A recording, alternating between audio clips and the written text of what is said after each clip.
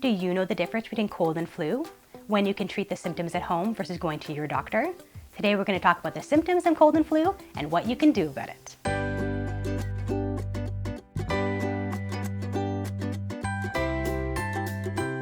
When your child has a cold, they typically present with the following symptoms: congestion and runny nose, coughing, sneezing, and sometimes fever.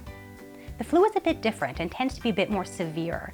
More fevers, aches and pains, and respiratory symptoms like coughing, difficulty breathing, or even chest pain from coughing so much. In short, colds present with congestion and runny nose versus the flu, which is more achy, more fevers, and more coughing.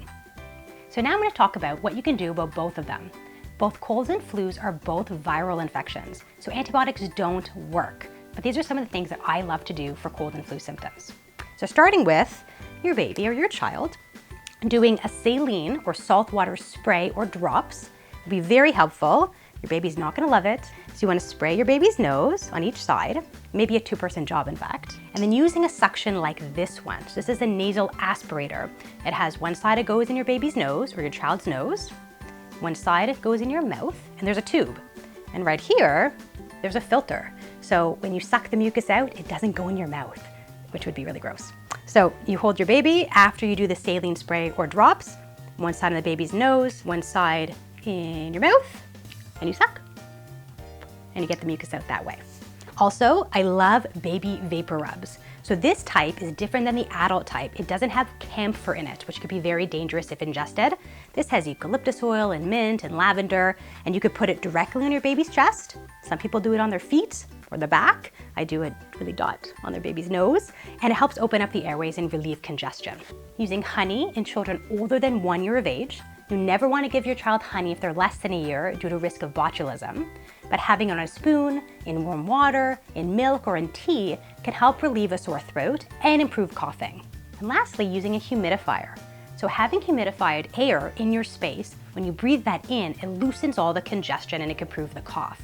So using a humidifier, even better with added drops of eucalyptus oil in the water, can really help relieve symptoms of cold and cough. Couple more tips. Green mucus does not necessarily mean a bacterial infection. That's an old wives' tale.